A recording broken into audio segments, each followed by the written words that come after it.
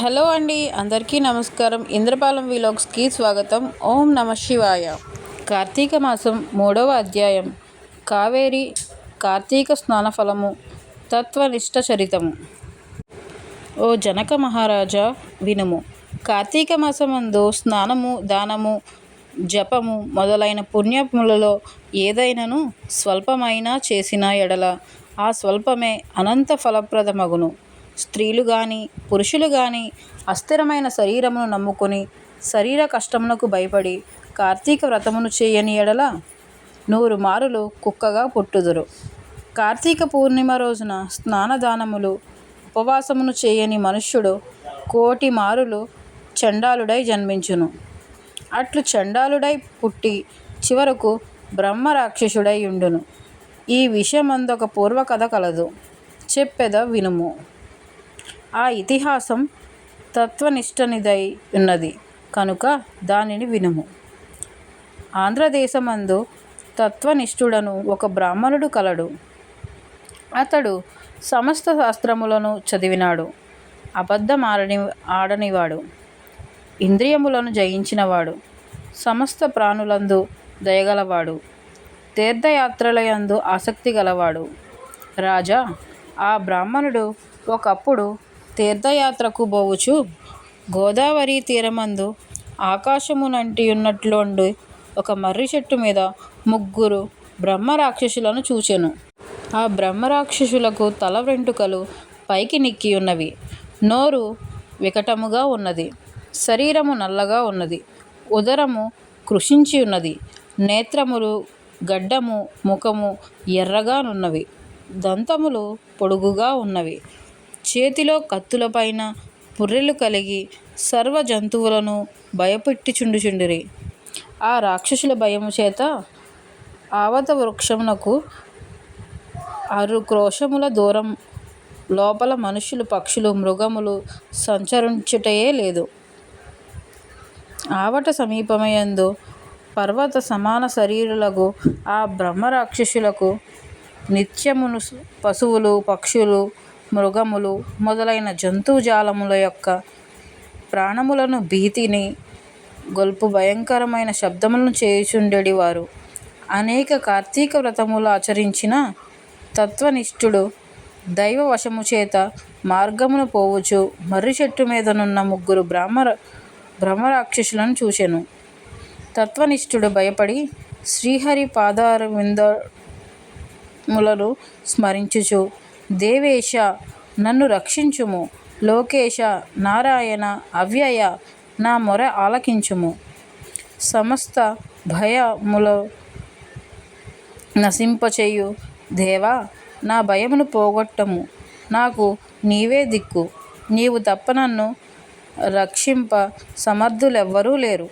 ఈ ప్రకారం హరిని గూర్చి మొరపెట్టుకుని వారి భయమున పరిగెత్తుచున్న బ్రాహ్మణుని చూచి బ్రహ్మరాక్షసులు వానిని భక్షించు తలంపుతో అతని వెంబడి పరిగెత్తసాగిరి. ఇట్లు కొంత దూరం పోగానే వెనుకకు తిరిగిన ఆ బ్రాహ్మణుని దర్శనం వలన బ్రహ్మరాక్షసులకు జాతి స్మృతి కలిగినది.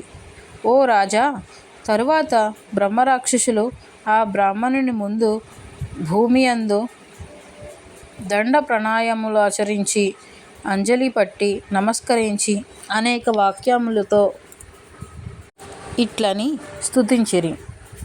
బ్రాహ్మణోత్తమ, మీ దర్శనం వలన మేము పాపరహితులమైతిమి. మీ రాక మాకు ఉపకారం కొరయుకున్నది. అది న్యాయమే. మహాత్ములు జీవించుట, యాత్ర చేయుట, లోకమును ఉద్ధరించుట కొరకే, ఉపకారం కొరకే అగును కాదా? బ్రాహ్మణుడి మాటలకు విని భయమును వదిలి మంచి మనస్సుతో ఇట్లనియే, మీరెవరు? ఏ కర్మ చేత మీకిట్టి వికృత రూపములు కలిగినవి? లోక నిందితమైన ఏ కర్మను మీరు పూర్వయందు చేసినారు? భయమును వదిలి సర్వమును నాకు చెప్పుడు. తరువాత రాక్షసులు తాము చేసిన నింద్య కర్మలను వేరువేరుగా తలుచుకొని ఆ బ్రాహ్మణునితో ఇట్లని విన్నవించిరి. మొదటి బ్రహ్మరాక్షసుడు ఇట్లు పలికెను, అయ్యా, నేను పూర్వజన్మయందు ద్రావిడ దేశములో మందరమను గ్రామమునకు గ్రామాధికారిని మునసబును. బ్రాహ్మణులలో నీచుడను, కఠినముగా మాటలాడువాడను, ఇతరులను వంచించు మాటలను మాట్లాడుతూ నేర్పరిని. నా కుటుంబ లాభం కొరకు బ్రాహ్మణుల ధనమును చాలా అపహరించితిని. బంధువులకు గాని బ్రాహ్మణులకు గాని ఒకనాడైనను అన్నమును పెట్టి ఎరుంగను. బ్రాహ్మణుల సొమ్ము స్నేహం చేతను హరించుటచే 7 తరముల కుటుంబం నశించును. దొంగతనముగా బ్రాహ్మణుల ధనం అపహరించిన ఎడల సూర్యచంద్ర నక్షత్రములుండు వరకు కుటుంబం నశించుచును. తరువాత మృతునొంది యమబాధలను అనేకములు నొందితిని. ఆ దోషం చేతనే భూమియందు బ్రహ్మరాక్షసుడై జన్మించితిని. కనుక బ్రాహ్మణోత్తమ, ఈ దోషము నశించు ఉపాయం విచారించి చెప్పుము. అందులో రెండవవాడు ఇట్లు చెప్పెను. అయ్యా, నేను ఆంధ్రదేశం నుండి వాడను. నేను నిత్యం తల్లిదండ్రులతో కలహించుచుండిని, వారిని దూషించుచుండువాడను. ఇదిగాక నేనును నా భార్యా పిల్లలను షోపేతమైన అన్నమును భుజించుచు నా తల్లిదండ్రులకు మాత్రము చద్ది అన్నమును పెట్టుచుండునవాడను. బంధువులకు గాని బ్రాహ్మణులకు గాని ఒకనాడైనను అన్నమును పెట్టినవాడును కాదు. మరియు ధనమును విస్తారముగా ఆర్జించియుంటిని. పిమ్మట నేను చనిపోయి యమలోకమందు 8 యుగముల వరకు యమబాధలను పొంది బ్రహ్మరాక్షసుడై భూమియందు జన్మించితిని.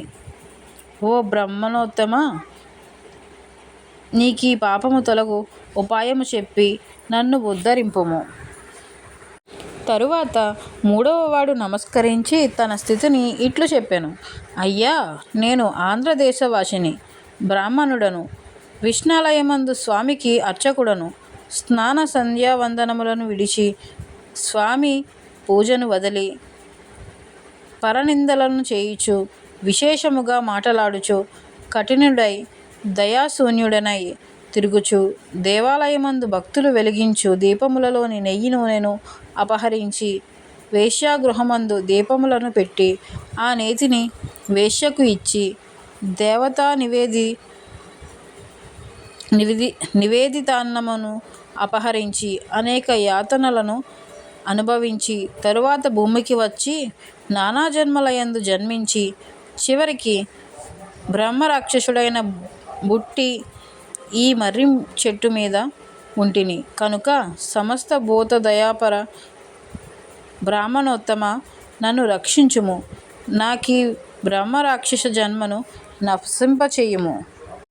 తత్వనిష్ఠుడిట్లు బ్రహ్మరాక్షసుల మాటలను విని ఆశ్చర్యము నొంది, మీకు కొంచెమైనను భయము లేదు, మీ దుఃఖము పోగొట్టెదను. నేను కార్తీక స్నానార్థం పోవుచున్నాను, నాతో మీరు కూడా రండి అని వారిని తీసుకుని పోయి కావేరీ నదిలో బ్రహ్మరాక్షసుల నిమిత్తం రాక్షసులచే గూఢ స్నానము చేయించి వారికి బ్రహ్మరాక్షసత్వమును నశింపచేయను. అముకానాం బ్రహ్మరాక్షసత్వం నివారణార్థం అస్యాం కావేర్యాం ప్రాతస్నాన మహం కరిష్యే. ఇట్లు సంకల్పం చేసి ఆ బ్రాహ్మణుడు విధిగా స్నానము చేసి ఆ రాక్షసుల కొరకు ఆ ఫలం ఇచ్చెను. ఆ క్షణముననే ఆ ముగ్గురు దోష విముక్తులై దివ్య రూపములను ధరించి వైకుంఠలోకమునకు పోయిరి. ఓ జనక మహారాజా, వినుము. మోహము చేత గాని అజ్ఞానము చేత గాని కార్తీక మాసంబున శుక్ల నక్షత్ర ముదయించినప్పుడు తెల్లవారుజామున సూర్యోదయ కాలమందు కావేరీ నది యందున్న స్నానము చేసి పిమ్మట శ్రీ విష్ణు పూజను చేసిన వానికి 10,000 యజ్ఞములు చేసిన ఫలము కలుగును. ఇందుకు సందేహం లేదు.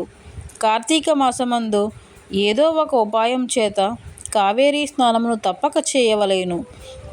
కార్తీక మాసమందు దామోదర ప్రీతిగా ప్రాతస్నానం చేయనివాడు 10 జన్మల యందు చండాలుడై జన్మించి తరువాత ఊరపందిగా జన్మించును. కాబట్టి స్త్రీ కానీ పురుషుడు కానీ కార్తీక మాసమందు ప్రాతస్నానమును తప్పక చేయవలెను. ఈ విషయమై ఆలోచన చేయ పని లేదు. కార్తీక మాసం 3వ అధ్యాయం సమాప్తం.